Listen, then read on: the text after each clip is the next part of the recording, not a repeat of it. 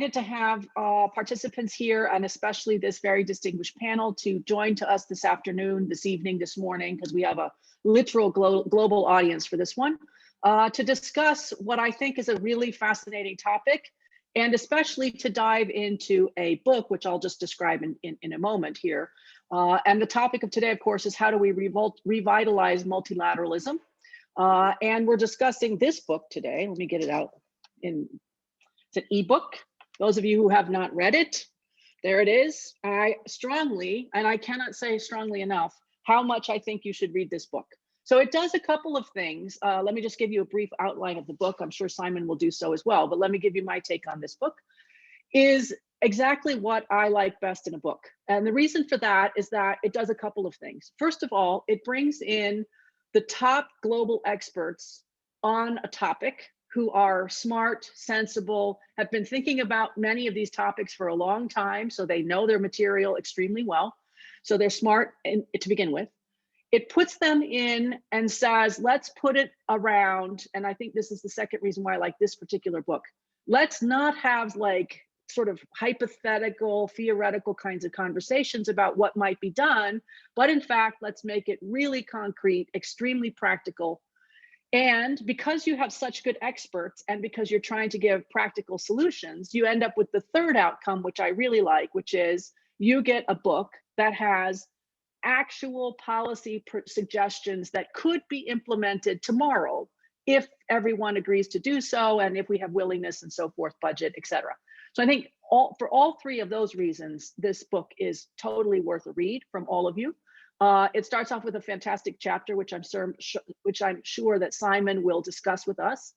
And then just to give you a flavor of this book, if you haven't looked at it yet, there are contributors from many of our panelists on this session who have given specific chapter and chapter recommendations, all of which boils down in the end of the first chapter to 14 pages of very specific, very concrete recommendations made by each of the authors. And so I think if you were looking for a handbook on how to revitalize multilateralism, focused particularly on the WTO, you would, I don't know where else you would go. I mean, I think they've already done it. This is the handbook.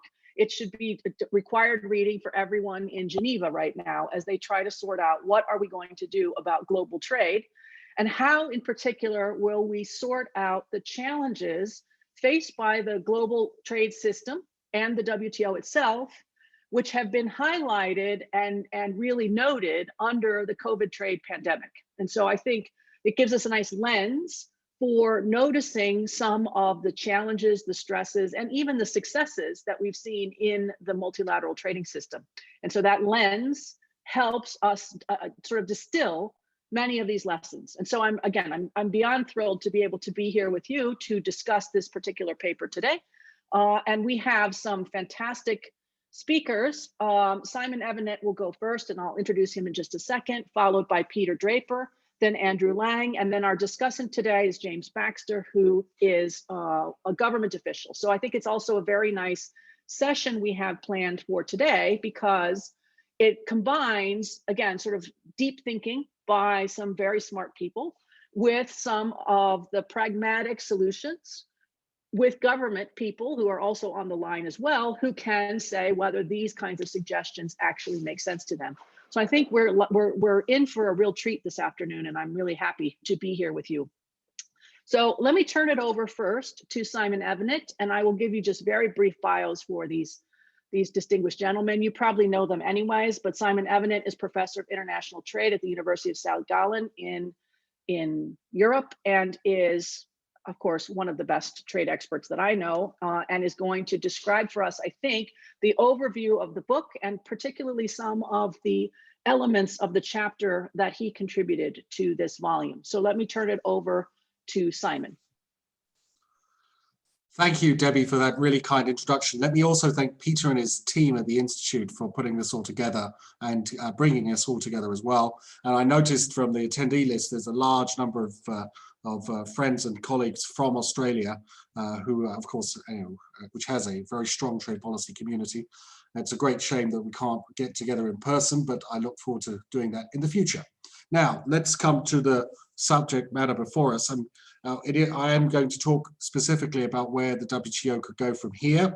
It's true that with all the WTO's been through, it's possible to be very cynical. I think that's a mistake. I think if we do that, we fall into a trap and we accept the status quo, which I think is largely unacceptable. I do think there is, and I'm going to argue that there is an opportunity here with the appointment of a new Director General.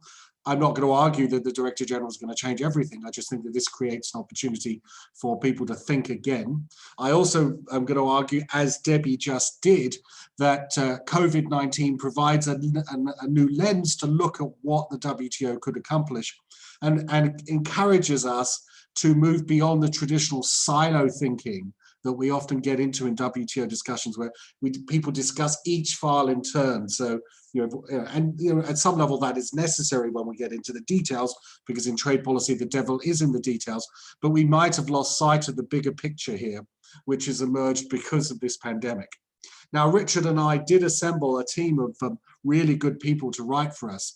And we had in mind trying to figure out how can the WTO respond to this pandemic, both institutionally as well as its members taking on perhaps new, not necessarily obligations, but new understandings. How can a new Director General then use that momentum to try and rebuild support for the multilateral trading system? And ultimately, how could we go forward and so try and understand a new purpose for the WTO, or at least common purpose for the WTO? And the introductory chapter very much takes us through that material. I'll explain this at a little bit more depth. My last sort of preliminary comment is really also to temper expectations. Maybe the way of thinking about this is that Rome wasn't built in a day, and Rome won't be rebuilt in a day either. So this is a process which will unfold over time, in my view. So how does that process start? Well, I think one of the strong themes that comes out from the book is that one way to rebuild the credibility of the WTO in the eyes of prime ministers and presidents is to show that the WTO has made a contribution somehow to the pandemic recovery, whether that's on the trade and health side or on the trade and economic growth side. And if the next Director General is able to position the WTO as having positively contributed there, then I think a lot of the damage which was done by the never-ending Doha round and the like to the credibility of the WTO in the eyes of these senior leaders will be restored. Now, will be repaired. Now, the other point I would make here is that if we manage to screw up the vaccine rollout and distribution and like, then supply chains will get tarnished and the WTO will get tarnished anyway. So we may as well get into this issue and try and figure out how we can support vaccine distribution and alike. And this will involve making sure that governments do not take steps to block exports of vaccines and vaccine ingredients and vaccine distribution items. This will also include trying to build on the rather nascent trade and health initiative, which the EU and the Ottawa Group has put forward. But these are areas where I think everyone will understand the WTO taking a role here. There could also be, I think, a quite subtle role. At the moment, we have a situation of massive excess demand for vaccines, which is putting huge pressure on governments, which I think is what's triggering some of these export curbs. And what we need actually is to scale up production. Someone needs to shed some very serious transparency on what's the available production capacity for vaccines. Now, in the agricultural space, we had, after the global financial crisis, an initiative which tracked production and demand. And what we need in the very near term, as far as vaccine production is concerned, is a register of all the production facilities which are capable of making vaccines, and they then need to be tied together with the vaccine manufacturers. Now, to his credit, Bill Gates has done some of this work, but I see no reason why an entrepreneurial WTO Director General could not mobilize a team and others outside the organization to get that done. Now, you can see this is a slightly different role from the one which many people would traditionally expect of the WTO, but that just shows you how much we have conditioned ourselves to think in terms of silos. Instead of thinking of the WTO as a platform for getting stuff done with agreements or without agreements, with binding accords or without binding accords, instead we should see the Director General of the WTO as being the guardian of the world trade or world commerce, and that wherever policies implicate on that, they or she should have a stake in that or say in this. And so we should reconceive the role of the DG, and we could reconceive the role of the WTO. It's not for nothing that Richard and I referred to in the title of this book, Revitalising Multilateral Trade Cooperation, not trade rules. And this is a very clear signal that we need to use this platform of the WTO very differently. The second area, and I'll be briefer because time is running. The second area where the WTO Director General could make a difference is to go back to the drawing board on the WTO's own crisis management capabilities. We devote a whole section of the book to different ideas for how the actual operation and day-to-day running of the WTO should improve and change in response to this. And there's a lot of good things which can happen in-house. And we got a number of people who've been in-house to write up excellent suggestions in this regard.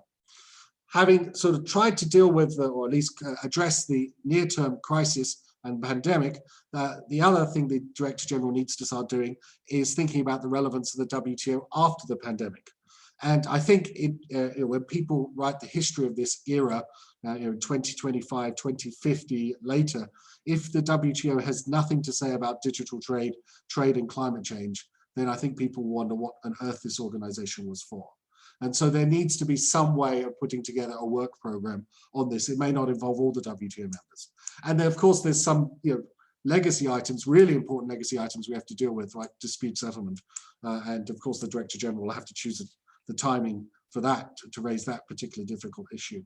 The last point that Richard and I make in the introduction, which I think is really worth thinking about, and that is that when you reflect over the last 10 or 15 years, you don't see an organization whose members have really coalesced around a common purpose. Now, there have been various attempts to try and get WTO members to talk about what values they share. Those are nice conversations. It's easy to talk about aspirational values.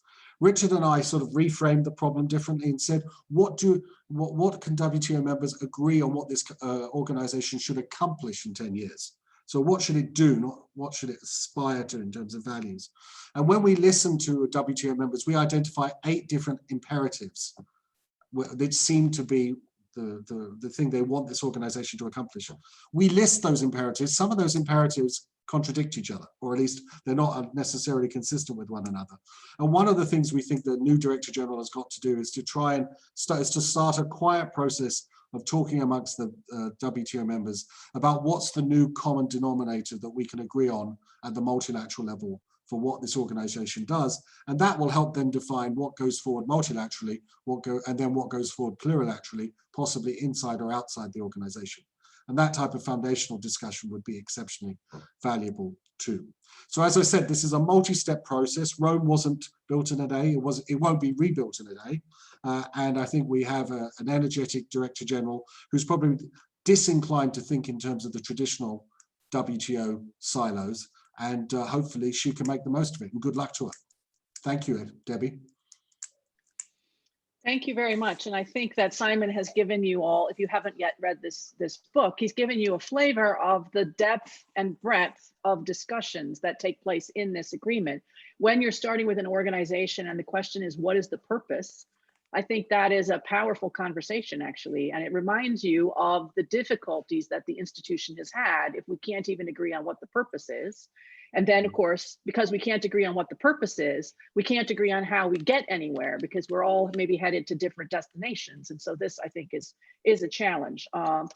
And so what I want to do before I turn it over to Peter, our next speaker, is remind people that we will be doing Q&A, and please use the Q&A function to type in your questions, and then we'll start opening it up, and I will try to pull together several questions at once for our panelists. So please do use the Q&A function about whatever Simon has just said and about what Peter Draper will say. Peter Draper is the Executive Director at the Institute for International Trade at the University of Adelaide, and is the kind host of this panel this afternoon. Wish that we were all in Adelaide. Every time I see Peter's background with the purple wisteria, I think, or the purple no, what's the purple, what is the purple flower, whatever it is, I always think, oh, wouldn't it be great if I was there?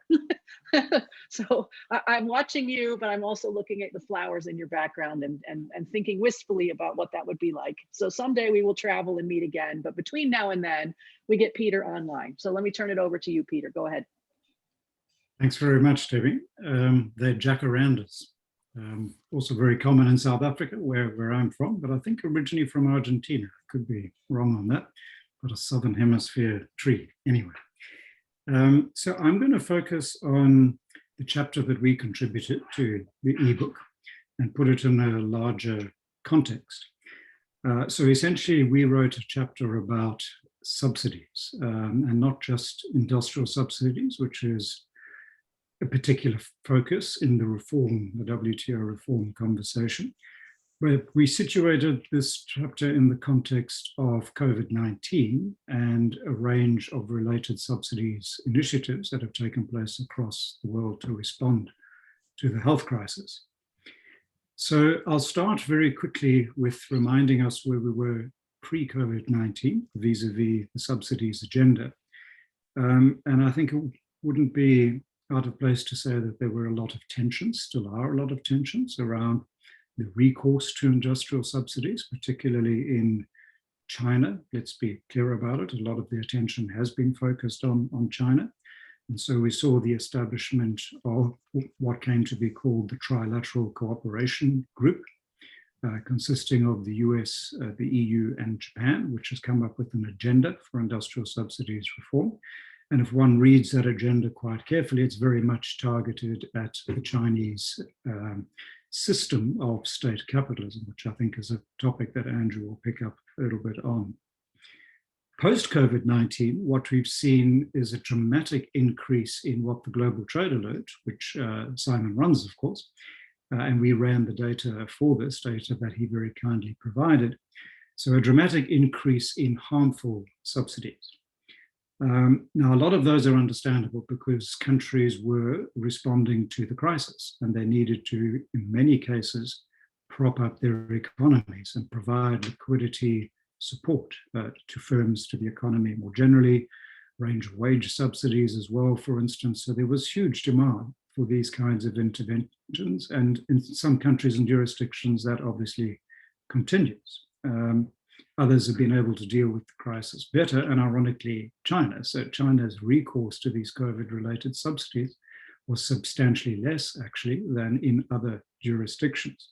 And so quite an interesting pattern emerges from the data that we looked at. The main culprits, if you like, if that's the right term in this context, were actually the US by a large measure, followed by a clustering of 5 countries, Brazil, Italy, Russia, France, and, sorry, James, Australia. Now, if one looks at the first 5 countries, so the US, Brazil, Italy, Russia, and France, clearly the incidence of COVID-19 infections, very high, out of control in some cases. Governments had to respond and step in. In the Australian case in mitigation, the economic impacts were very serious, and the government dealt with it as a result through recourse to subsidies. And across the board, the major recourse was to credit subsidies and also to loan guarantees. So these are really propping up the private sector, if you like, through the provision of liquidity. So what we've also seen in the wake of COVID-19 is a rapid increase in geopolitical tensions. And I think that matters very much in the context of WTO reform conversations. It becomes much more difficult when the main players, and particularly the US and China, are in open hostilities. Now, they were in open hostilities pre-COVID-19. It became a lot worse post-COVID-19. There is something of a reset taking place now. We know this under the Biden administration in the US, but also the Biden administration has made it pretty clear that they're not necessarily going to dial back these tensions. There might be a nicer face before it, but the competition between the US and China is going to intensify. And one of those arenas will be in the subsidies space for sure. So Turning to the WTO, and I'll be brief, there's quite a rich set of proposals in the paper. What can be done, and what can the new Director General, who I must say I'm personally very enthused about, being of African origins and having worked with Ngozi before, she is formidable, she's a force of nature in many ways, and she's not a trade person, which I think is an advantage in this context, because she will ask the right questions, the naive questions, and she won't necessarily accept conventional wisdoms. And so you put that together, the force of nature, not a trade wonk background, and it could make for a very interesting combination, subject, of course, to the limitations of the club, what Pascal Lamy very famously called the medieval organization. So she will have her work cut out for her, for sure. So what are the proposals we come up with? So I'm going to cluster them. The first is to make the correct diagnosis of the problem. So what we know about subsidies and the subsidies agenda is that some are clearly harmful. We've seen a rapid increase in those harmful subsidies, but there are also some good subsidies, if you like. So for instance, the green agenda, how do you support research and development? The need to fund COVID-19 vaccines. You could make a case that these are good subsidies. So some kind of accommodations need to be found for these kinds of good subsidies in a revised agreement on subsidies and countervailing measures. But first, you've got to ask the right questions, which will lead you to the right diagnosis. That brings in the very important role of a number of international organizations, and I think particularly of organizations like the World Bank and the OECD, the WTO Secretariat itself, and perhaps also UNCTAD with a developing country perspective, that analyze these issues from an economic standpoint. So what we really lack in the subsidies space is good data. And this is a gap that the Global Trade Alert has been filling, but the Global Trade Alert is in essence a voluntary organization, I guess, Simon, would be a fair characterization. It doesn't have the resources of a World Bank or an OECD or perhaps the WTO. So serious investment needs to be made in understanding the nature of the problem in all its dimensions, and then to feed that into the negotiations process in Geneva. The process, we think, should be concentrated on two structures within the WTO itself. The General Council, obviously, for the more general negotiations discussions, as well as the Committee on Subsidies and Countervailing Measures, where the more technical conversations should happen.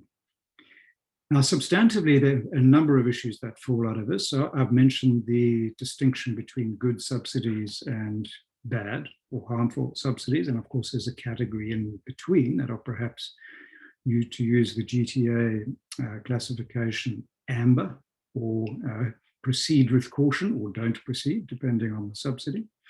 So that's important. How do we redefine the categories under the agreement on subsidies and countervailing measures? But also, there's been a long-running discussion about the role of the state in the provision of these subsidies, and specifically state-owned enterprises.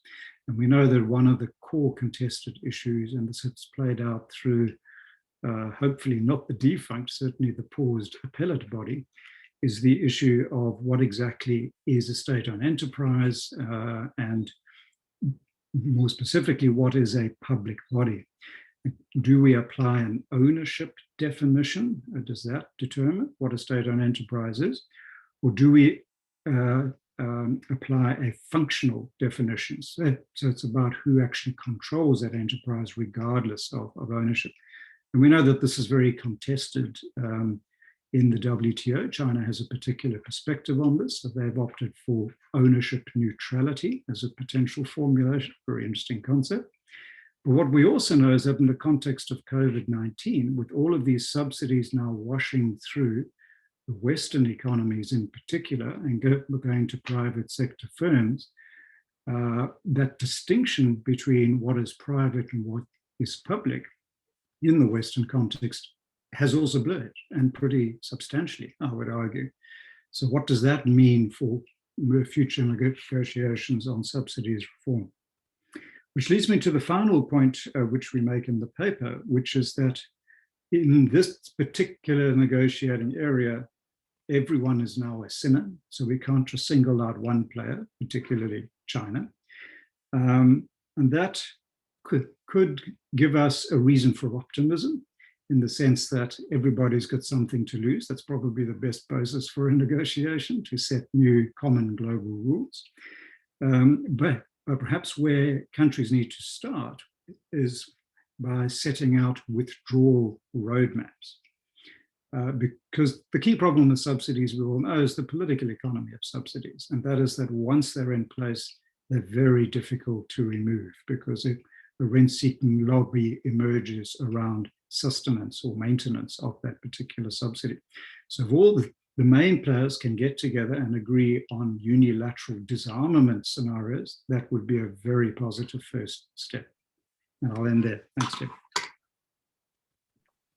Thank you very much. I think that Peter's discussion there helped illustrate what many of the internal chapters look like in this volume, where they take a serious challenge like subsidy policy and then work through what are the particular issues that we see, and then how, practically speaking, can the WTO actually do something about this, and where would it be located, and some, really tangible, I think, and useful suggestions on how that would happen. And I think that's fantastic. We have the beginning of questions coming in, which I think is fantastic. Please use the Q&A function as questions come to you. We will move to Q&A in just a moment, but I want to make sure that we allow Andrew and then James to respond before we do that. But James, I am going to tag you for one of the questions when you start to speak, so I'm going to give it to you now, which is, what happens on the Aid for Trade program? Don't answer it now, I just want you to think about it. What happens with Aid for Trade programs as we move forward? And so I'm going to put that one on you. Just think about that while Andrew starts to give his presentation. So Andrew is chair of the International Law and Global Governance at the Edinburgh Law School, and he will be discussing, again, a sort of interesting but slightly different version of what kinds of challenges does the WTO and the multilateral trading system have to deal with as we come through COVID and then in the post-COVID period. So thank you very much. Over to you, Andrew, and do keep the questions coming, people.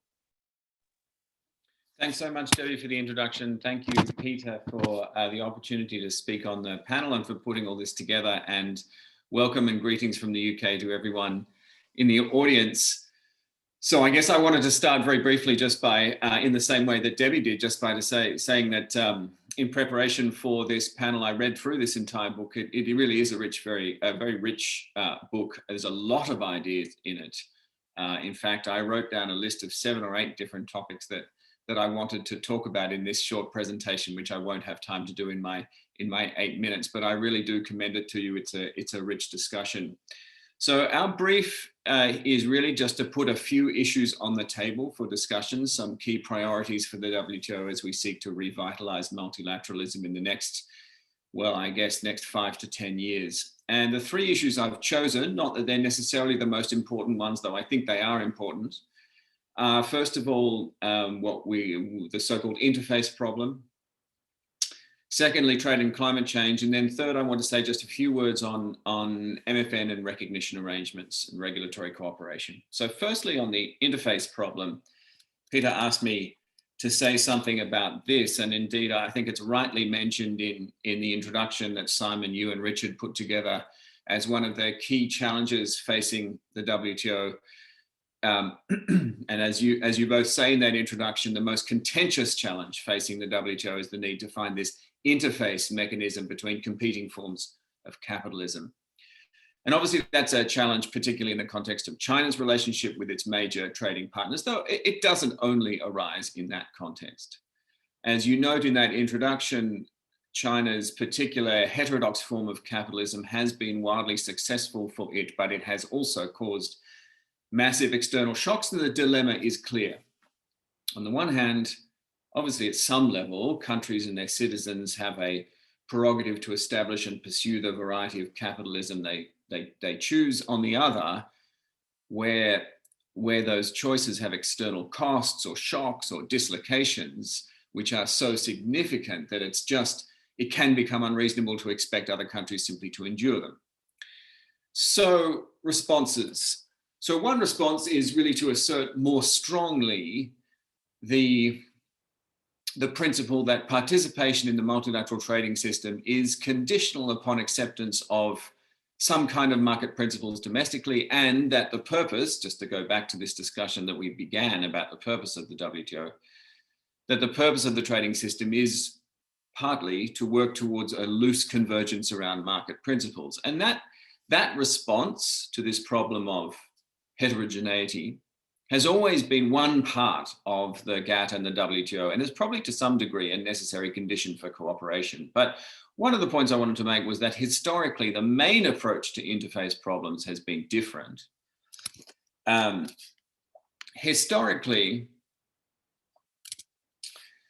WTO rules have prohibited relatively little in terms of the larger issues we're talking about around varieties of capitalism. There's been a relatively high degree of toleration of divergence, but the quid pro quo has been to permit on a voluntary basis, rebalancing, chiefly in the form of trade remedies, countervailing duties, anti-dumping duties, where there's been some kind of departure from market principles in the exporting country, which constitutes a kind of unfair practice, which distorts trade. This is a key aspect of many countries' response to Japan's rise decades ago, and of course in response to China now. So I think, this is one of the key tools that we've been bequeathed from the past in the multilateral trading system. I think and it's likely to form a foundation of the approach that we take going ahead. But I think the weaknesses of this approach are really quite visible now. I think we have seen over the last 20 years, but really even longer than that, has been that it's very difficult to keep these sorts of the trade remedies as a response to this problem, to keep them within clear boundaries. They have a tendency to grow over time. The notion of a trade distorting subsidy or a market distortion is not analytically precise enough to demarcate when balancing action is justifiable and when it's not. Over time, the range of measures treated as distorting can expand and then induce retaliation of a kind. And I think it's a particular problem, given what a number of the authors in this book say, and Peter, you've just said, that of course the stabilization and rescue packages which have been implemented around the world during COVID really bring this problem into relief and create a whole variety of potentially huge distortions. And it's very difficult to know how to sort that out. There's really no baseline consensus right now in key areas amongst the membership on which the traditional legal dispute settlement process can rely to craft some more or less acceptable solution. And to be fair, I think the mechanisms that we have to build that sort of consensus, they exist, but they're possibly less effective than they used to be. Peter, you talk quite rightly about the role of organizations like the OECD, the WTO Secretariat itself to broker some kind of technical consensus around the most harmful, least harmful subsidies at different kinds of taxonomies. I think has been hugely important in the past. It's likely to be part of the solution here going forward. But I think it's also fair to say that those sorts of bodies in the present moment, or that sort of work probably commands a little less authority than it did in the past. I think that's a problem. And also, I think we need to recognize the lesson that we've learned, which is that sort of work is never, in some sense, there's always a time limit to that sort of work.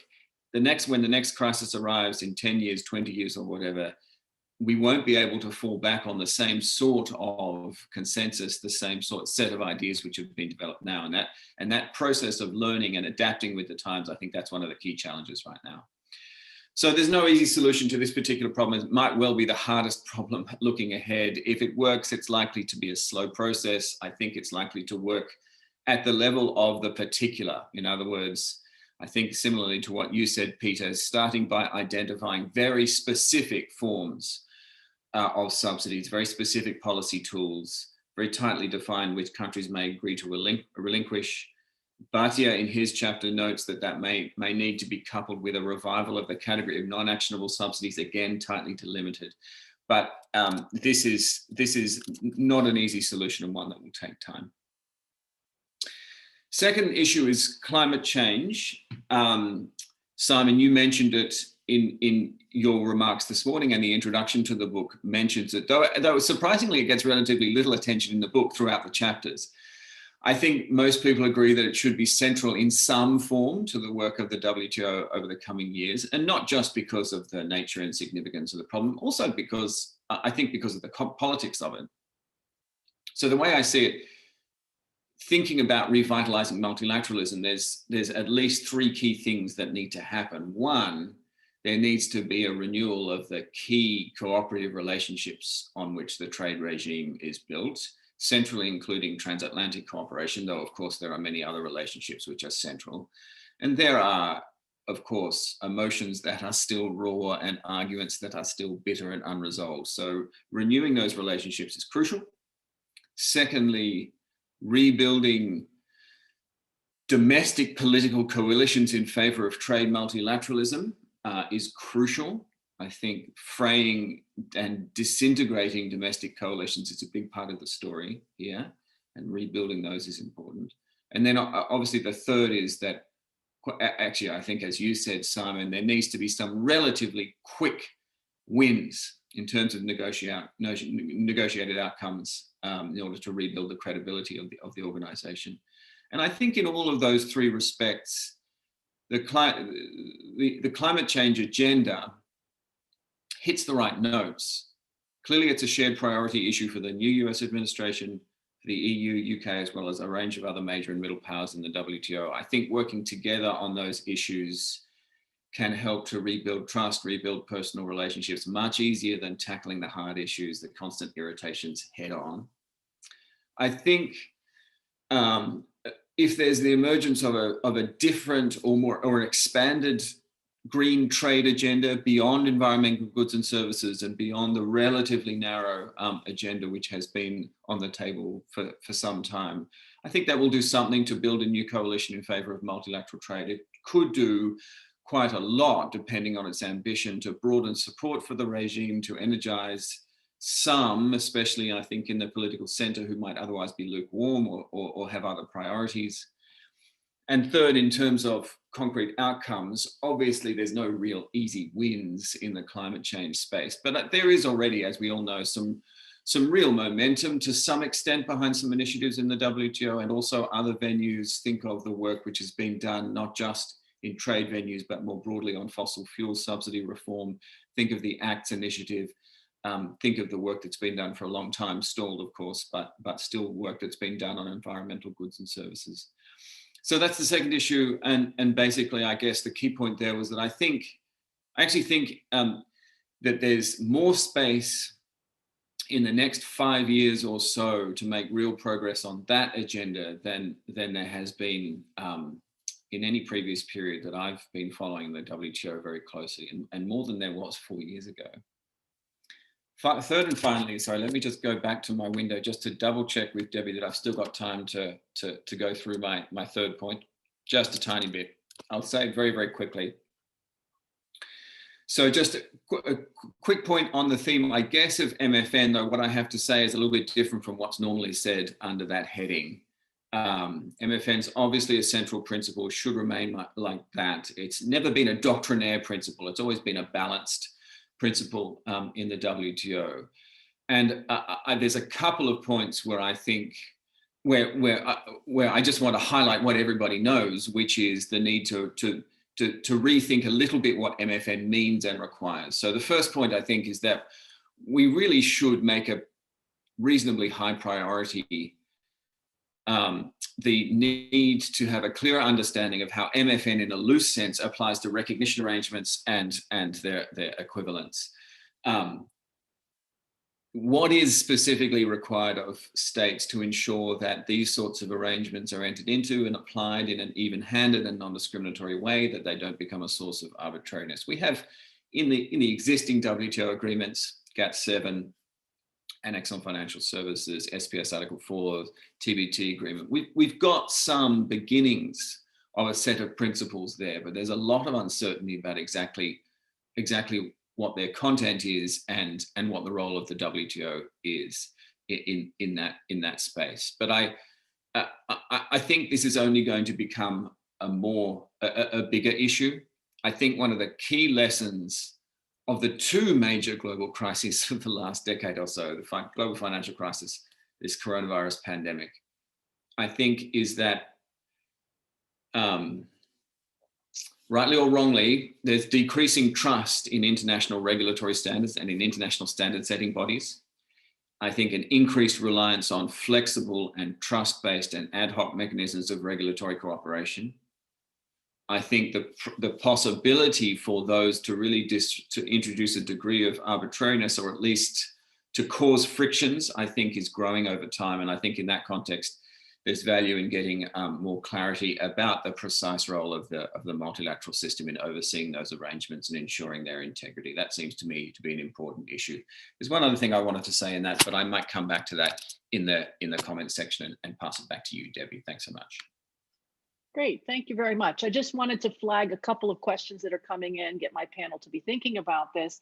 Andy Stoller has a point on climate change that I think is worth reflecting on, which is if you can't do fish subsidies and you can't actually solve this problem, then what are you going to do on climate more broadly? And so I think that's a really interesting point that he has to make. And I want to tee up my panel after James goes to think about another question that's come in a couple of different ways, which is, we're talking about new approaches to handling multilateralism, don't get stuck in silos, rethink the sort of institutional architecture. And one key solution that has been proposed is the use of smaller groupings like the joint sector initiatives and elsewhere. But we have some members who have tabled papers arguing against this kind of approach. And so how do we go forward when, again, I think it gets to Simon's original point, which is what is the purpose of this institution? What is it supposed to do? And then what are the structures that help us get there? But how do we respond to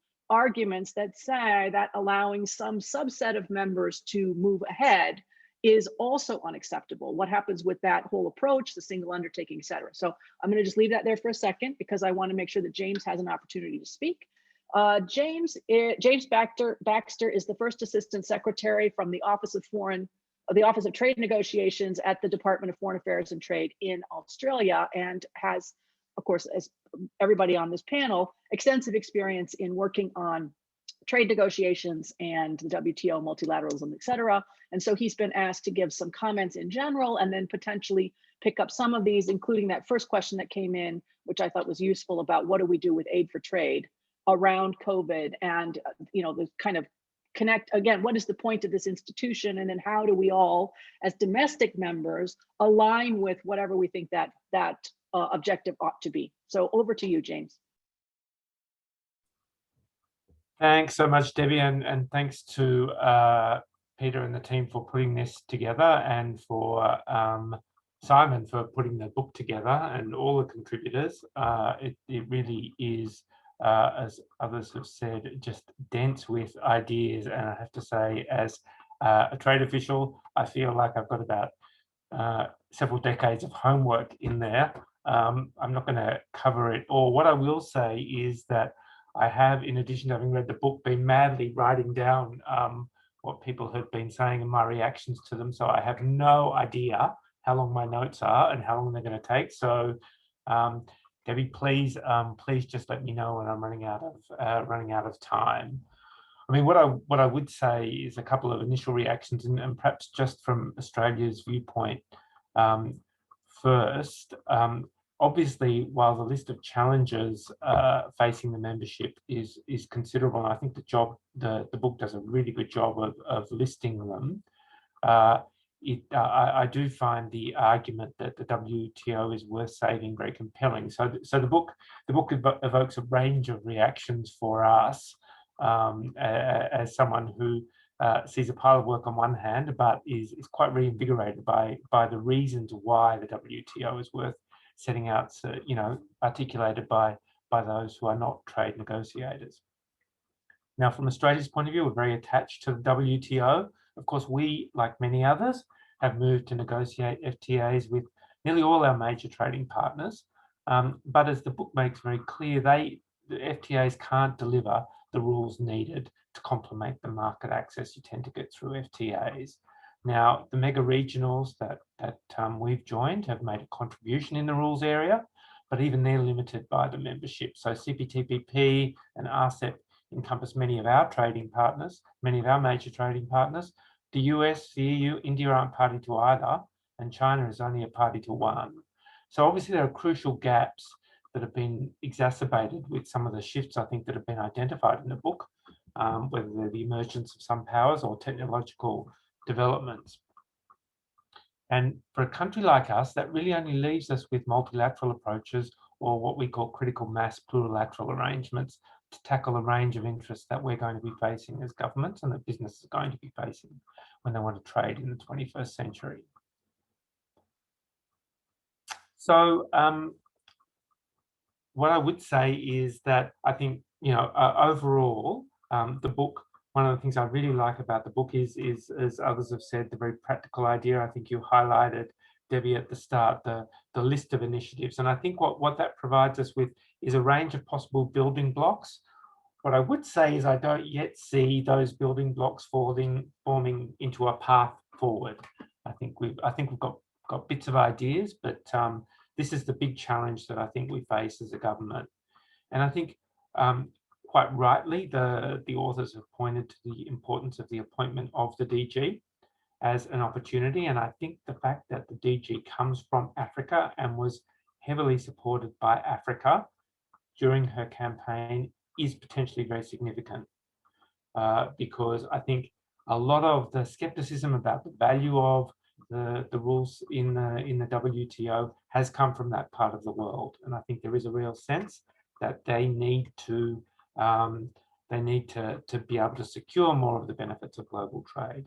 So that's potentially very significant, but I don't think we should overstate the influence that a WTO Director General has. I think they, members tend to guard very jealously the idea that the WTO is a member-driven organization. I think others have pointed already to the fact that, the new US administration offers an opportunity, I think, for a more constructive discussion, but we don't really know very much about its approach to the WTO yet. Some big questions there. I would expect that there will be either a greater level of sympathy for its positions among some members than we've seen in recent years, or at least a greater realization that more is going to be needed if the US, more is going to be needed from the rules if the US is going to be seen to fully re-engage in the system. But there are real questions, I think, about the extent to which the US positions will depart from what have been some, let's face it, some pretty hardline, some pretty explicitly hardline positions on the part of the US in recent years, and a lot of those coming not from just the Trump administration itself. So I think, just looking at some of the presentations specifically, I think some of the ideas articulated by Simon about the importance of work on vaccines are very attractive.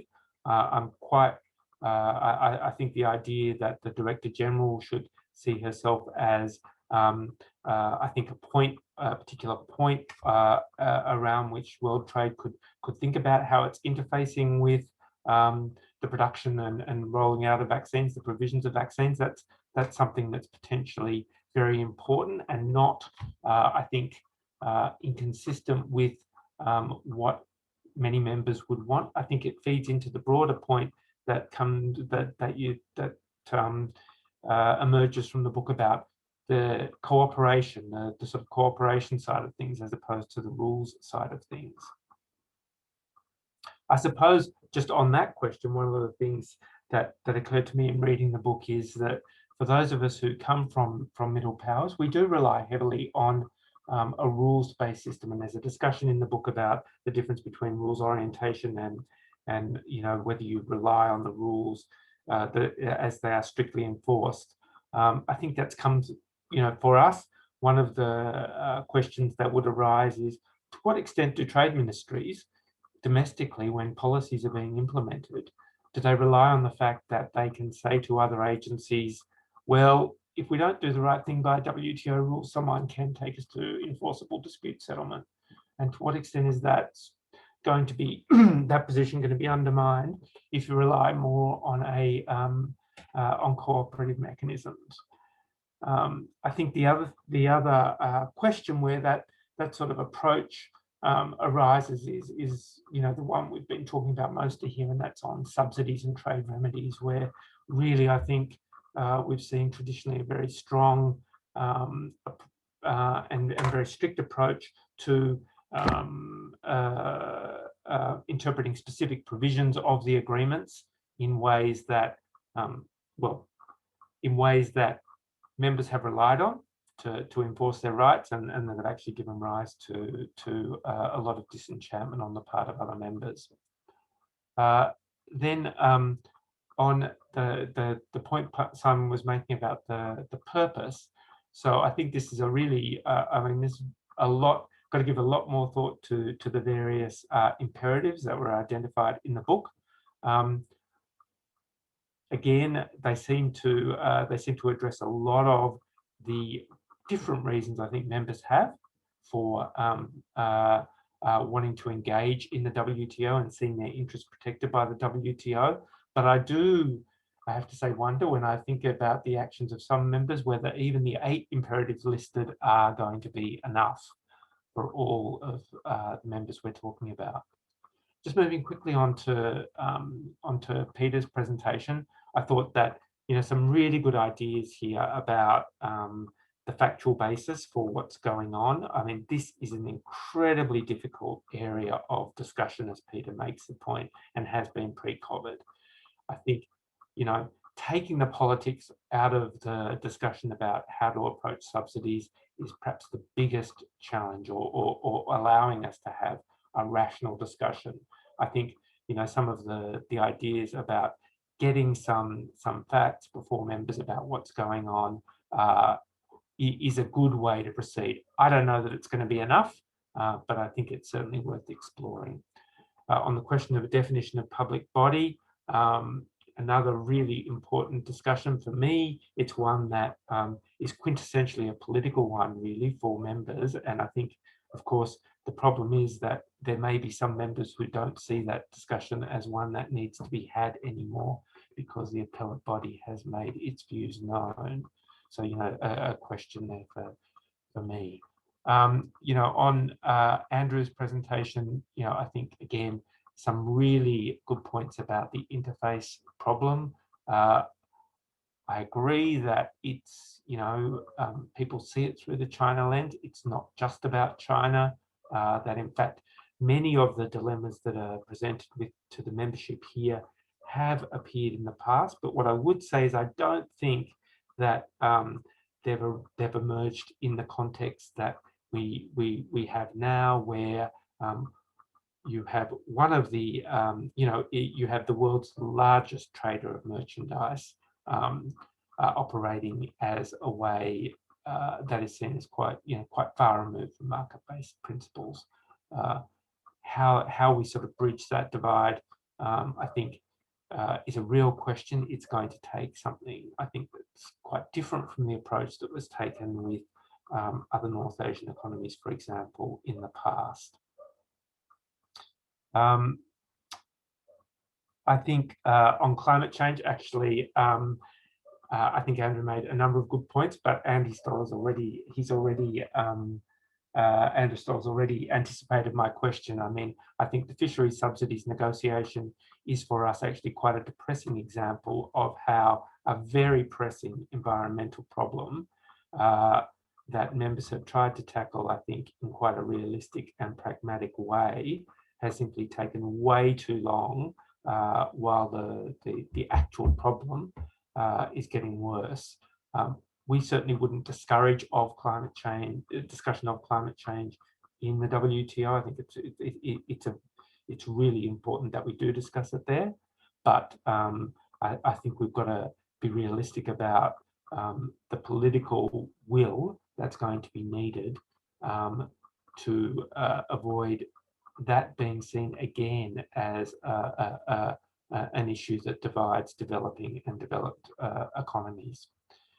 Just on very briefly on Andrew's point, and I'm interested in what he had to say about MFN and regulatory arrangements.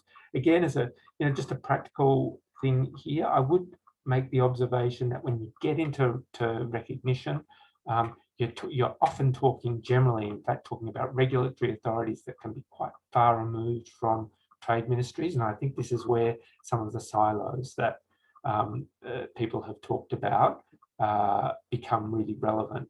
I don't know how to fix that. I think it could be quite difficult, but we're going to have to bridge those gaps, I think. So briefly for me, I'll wrap up now. From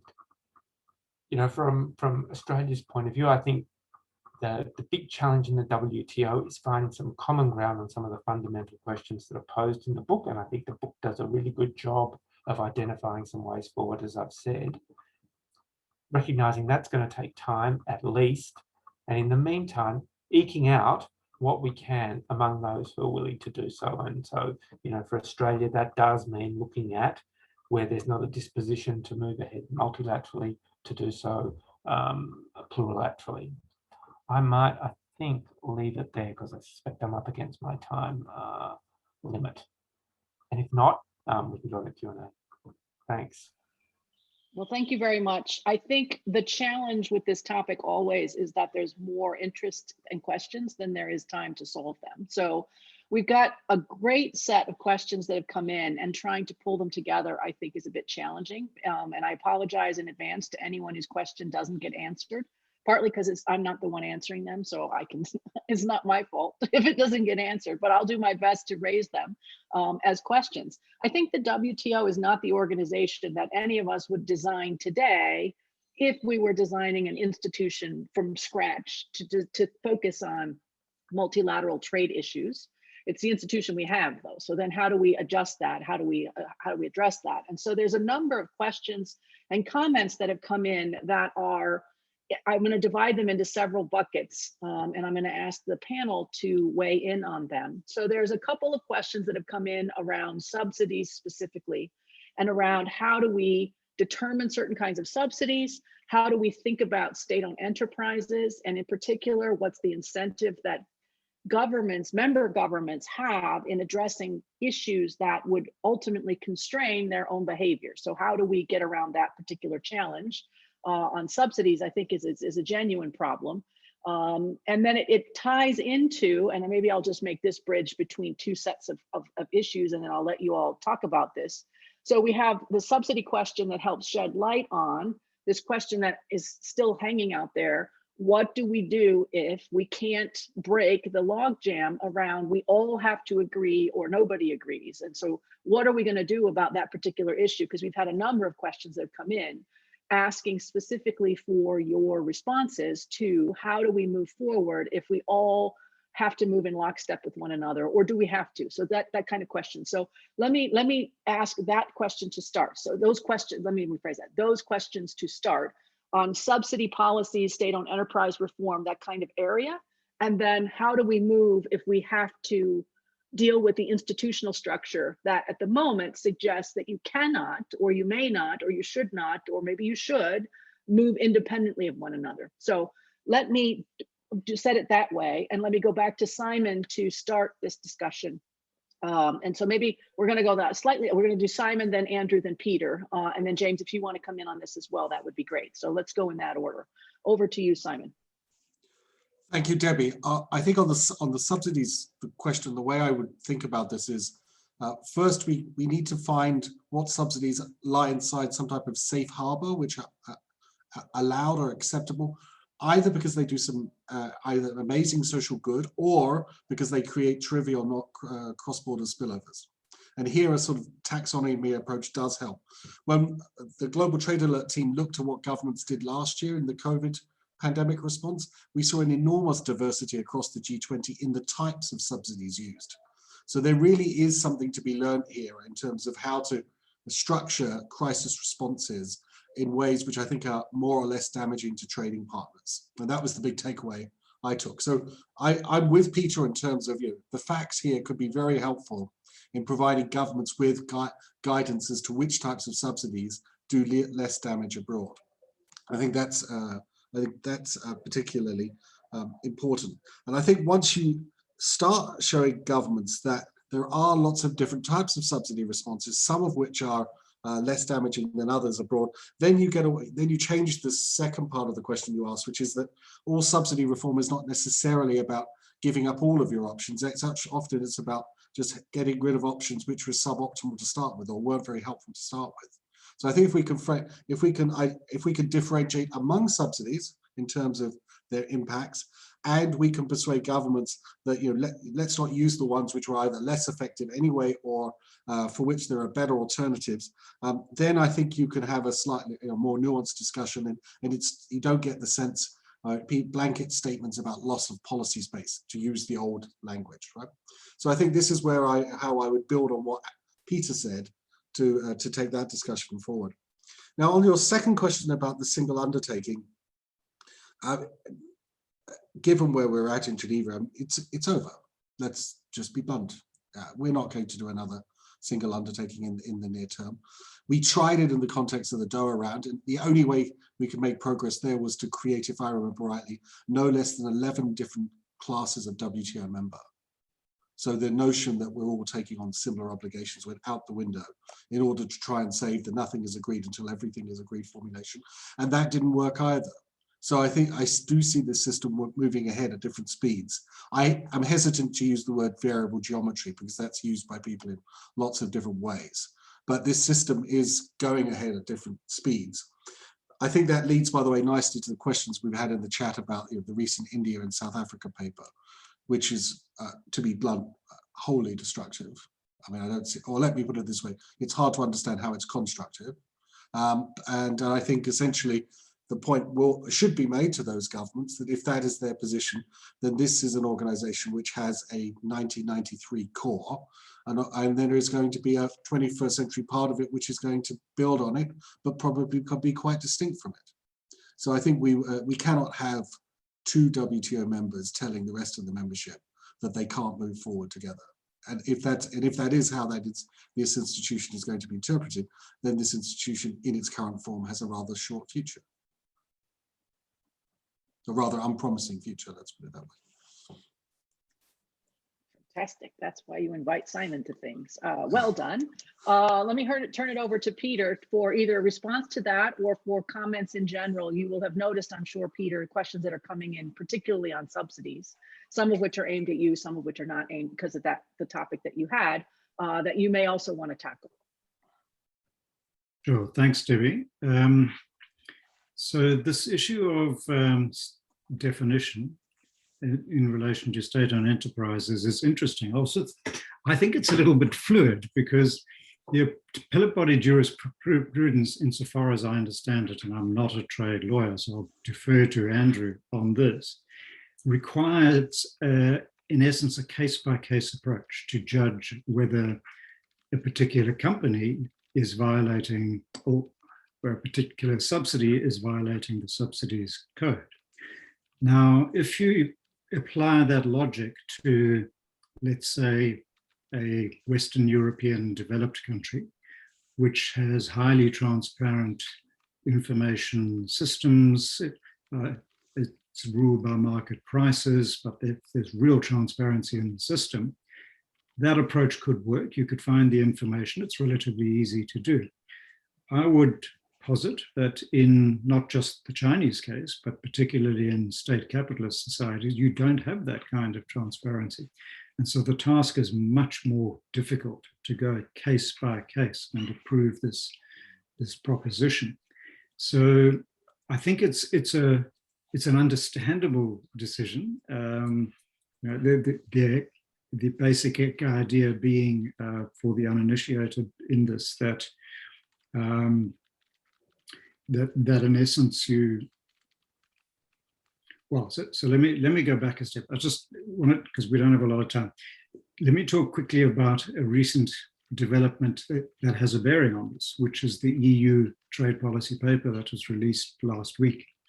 And in that paper, insofar as I understand it, they've effectively aligned themselves vis-a-vis appellate body reform more closely to the US position. And in effect, what they've said is that they understand that precedent is not the way that the appellate body should be operating in the future. That should not be the core assumption. So even that decision that I was referring to earlier and that James highlighted in his comment, the EU seems to be putting that on the table now, which suggests that as the fluid political environment changes, it will be on the table. And then the issues that I raised previously about what exactly is a market-based economy in the context of post-COVID massive subsidization, I think come back to the table. So we are going to have to revisit these definitional questions. So a bit of a different route to answer the problem, but hopefully one that makes more sense. By the way, we do have a relatively good example of a model regime out there to deal with subsidies, and that's the EU state aid regime. Not perfect, obviously. The EU is putting a lot of emphasis on the level playing field. That is certainly coming back into the WTO, and not just in relation to subsidies, in relation to climate change, for instance, and other issues. And then finally, on the India-South Africa paper on plurilaterals, I completely agree with Simon. I don't think it's a constructive position at all.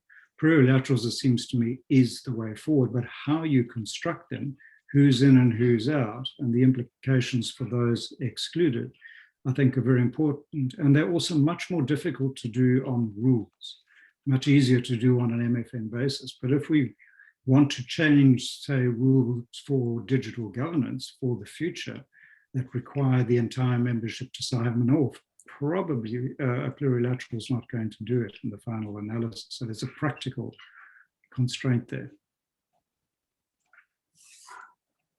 Excellent. Let me turn it to Andrew for comments. And I will note there's another interesting question that, Andrew, you may want to pick up about the appellate body specifically, about what is the app, and I think partly because of the question that came in from Andy Stoller and also from Peter's conversation just now on the appellate body, what is the appetite for fixing the challenges and getting the appellate body back into operation in any reasonable time frame?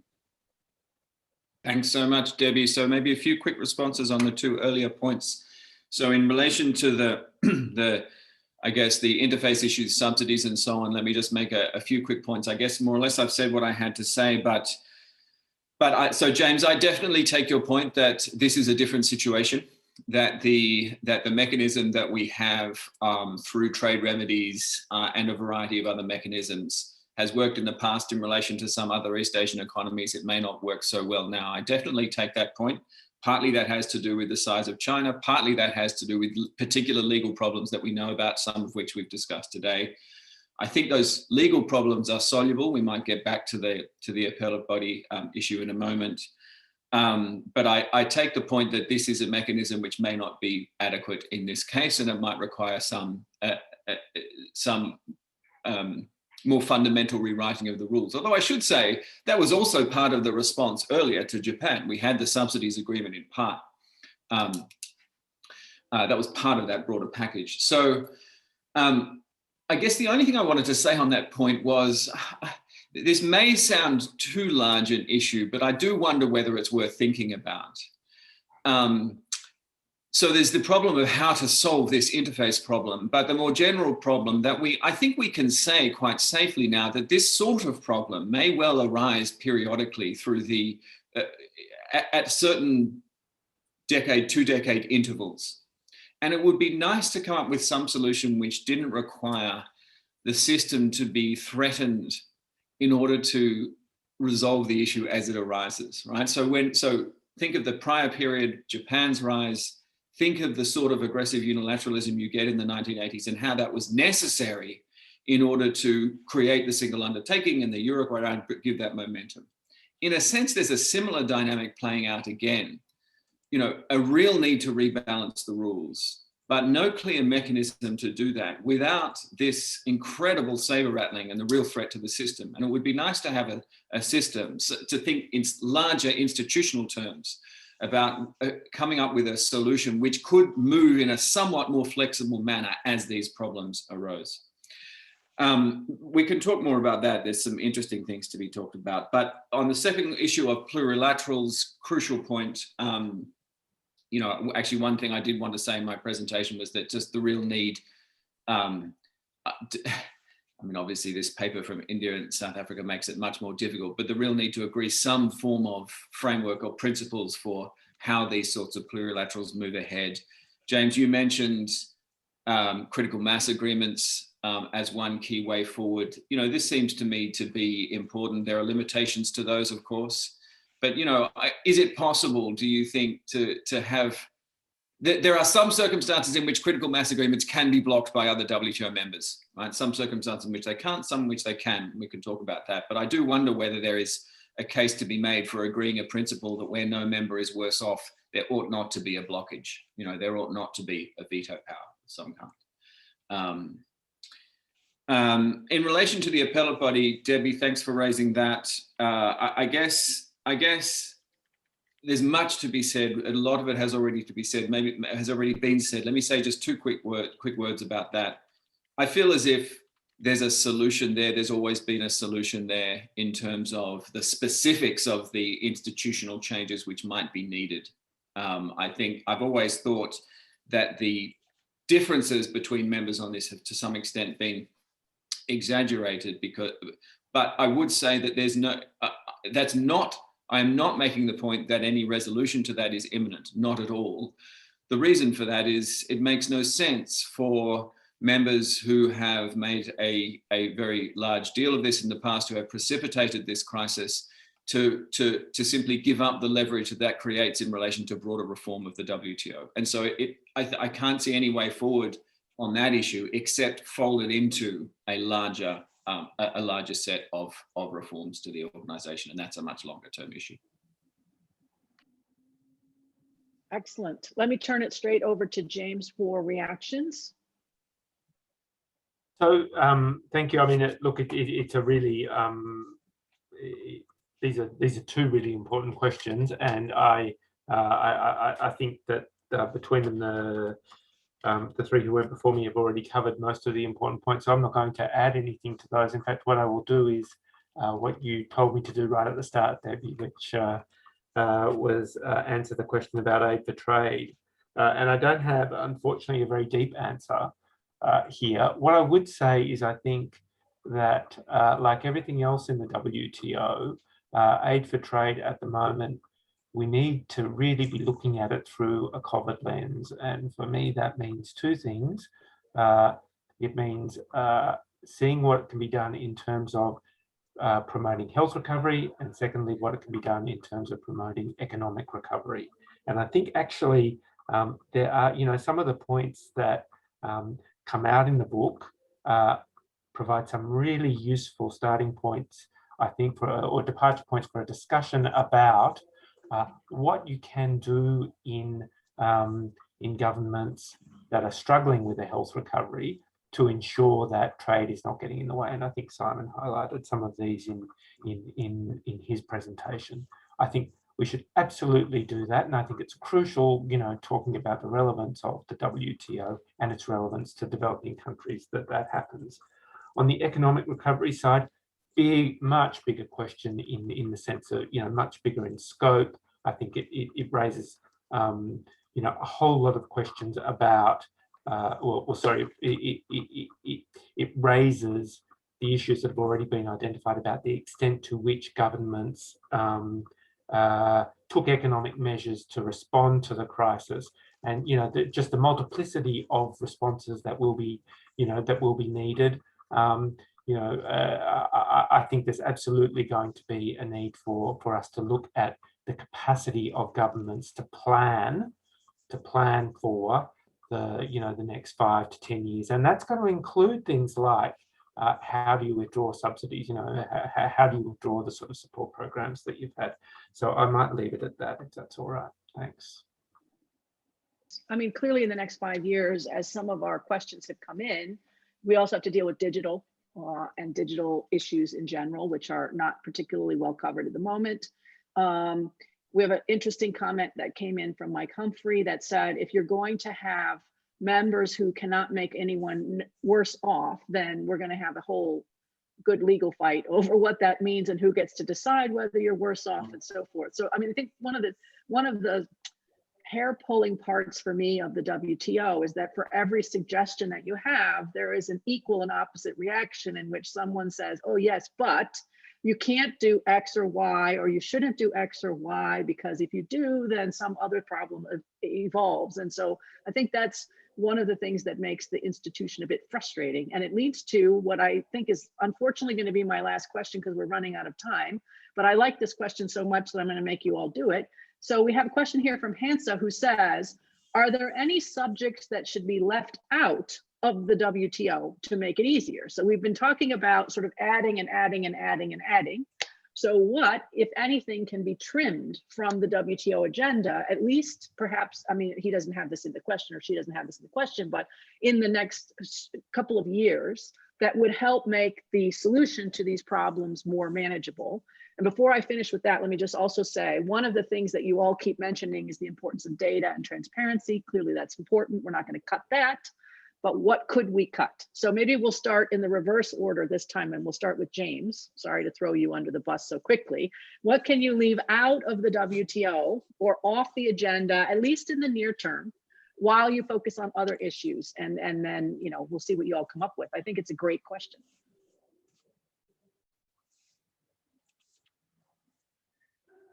So it's a really challenging question, I have to say, because and really challenging question for an Australian trade official, because we would want to be improving rules on everything, and we would want to be improving market access pretty much everywhere. And I think that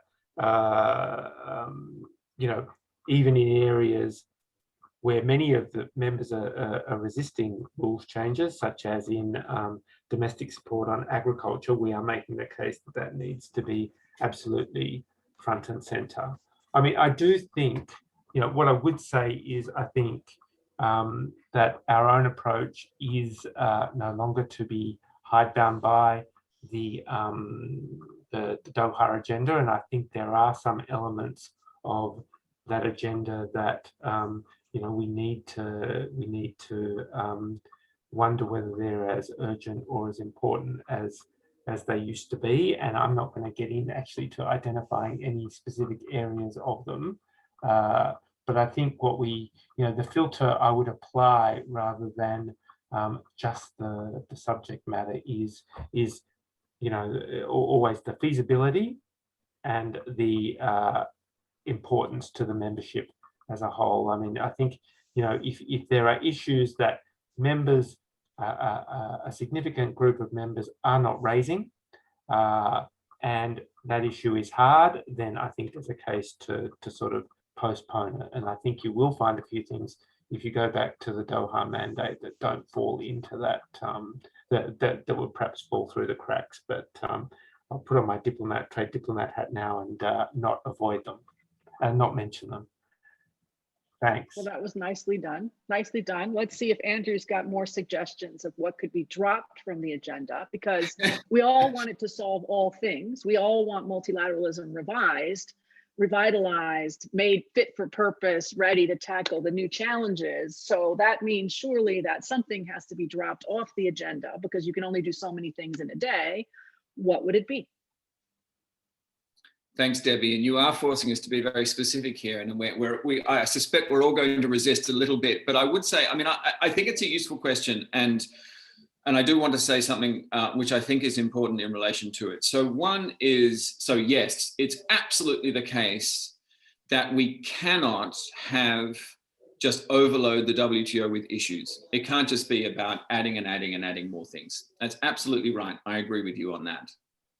I also agree that revitalizing multilateralism needs some clear, concrete results quickly, and that may well be on small bore, relatively less controversial issues. Okay, I agree with that.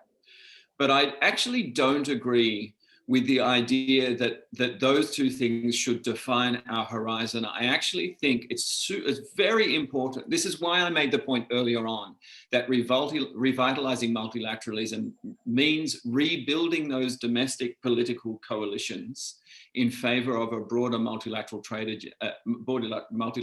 system. What that means is, for me, not broadening, but reshaping the trade agenda. And I think so there's two things that need to go on and that Ngozi needs to be thinking about. So one is narrowing and getting some clear deliverables, but the other is clear signaling about the shape of the larger agenda and the broader project to which the multilateral trading system is contributing. And that connects deeply to this question of the purpose and the functions of the WTO. And so I think they are deeply connected, that the agenda needs to be matched to a larger set of ideas about how the multilateral trading system is contributing to a project of prosperity and well-being for the globe.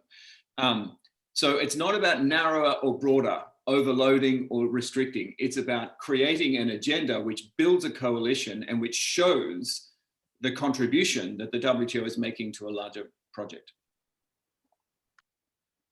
Interesting. And over to you, Peter, for your comments. Well, thanks, Debbie. I think it's a fantastic question, actually. I really want to reflect more deeply on it. And it was fun watching James and Andrew attempt to answer it on the spot. I think it does require deep reflection, actually. But then I thought, actually, there's a simple counter thrust, which is, why even ask the question? If plurilaterals are functioning optimally, they are self-selecting, firstly. Secondly, very difficult to get off the ground, as I'm sure James can tell us in great detail. And so there is a self-selection that goes on in the choice of which plurilaterals, why now, which is likely to move, that in a sense negates the question. So that's my reply. Hugely interesting. I think we can have a book in this one. Over to you, but over to you, Simon, to see what you have to say about this. Well, let me build somewhat on Andrew's intervention and perhaps frame your question slightly differently. Maybe instead of talking about dropping things, we should talk about what's the immediate priority versus what are priorities. And the immediate priority for me is very clear, that the WTO has got to demonstrate its relevance with respect to the pandemic, either on the trade front or on the health front. And there are lots of ways we describe that in the book, how to do that. And that's going to involve some pretty unusual types of cooperation and engagement, but it would be a great way of essentially showing that this organization is back in business.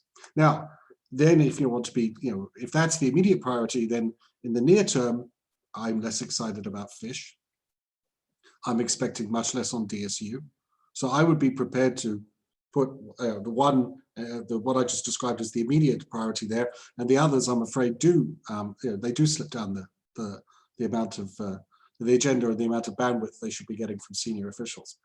Then I think in terms of the sort of medium-term thinking and the like, here I'm very sympathetic with Andrew. We need to start discussions both on these imperatives that we think are important, the purpose, as well as on these new areas, digital, climate change and the like. And I would really come back to a point that many of us have made, which is that in many of these new areas, we have massive information deficits. I don't mean just data deficits, I mean information deficits.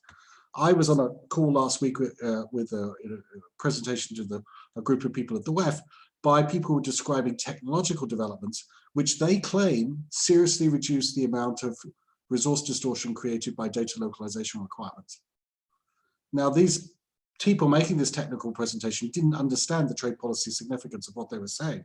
But those of us in the audience said, wait a minute, if this is true, then maybe we've got worried about an issue which might not be that important as we go forward. So as we explore these bigger new areas, digital, climate change and the like, we actually, those of us on the trade policy side have got to inform ourselves of a lot more developments, what's going on the ground, both in terms of policy and technology. And that type of work can start now and will pay off over the next 3 to 5 years' time. So I do see a sequence here of immediate priorities, homework we can do to set ourselves up for progress down the road. And that's the type of, I hope, multi-year thinking that Dr. Ngozi and her team will bring to this problem. Well, I mean, I hope that you're right, but I would say that we have been doing this for most of my lifetime, and I'm not sure we've gotten any better at it over all of that time, despite smart people coming up with great ideas. So I don't know if this is the crisis that will actually galvanize a response, or if we need another one. I don't know what it is that you need in order to resurrect an institution that continues to stumble. So at some point, surely something will happen, something will give.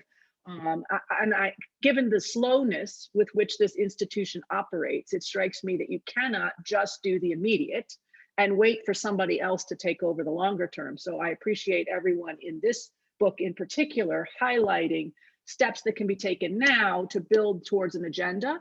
And I think, again, the focus on transparency, information, data, et cetera, understanding the scope of the challenge could be very helpful. And then some creative thinking about how we avoid defaulting to sort of the Geneva way to answer those questions or those challenges, I think is crucial. Otherwise, we will be back here 25 years from now, assuming that we're all still around 25 years from now, with exactly the same conversation that we're having right now, which I think is, I mean, I guess it's good for job security, but it is damn frustrating for people who have been at this for a while. So, you know, it'd be great if we could use this crisis and actually get some response and some results, so we don't keep having to reinvent the same kinds of conversations over and over again. That said, at least for me, this has been a fascinating conversation, and I'm delighted that we had such a great panel of people who are able and willing to participate. And I thank you all very much for some great questions.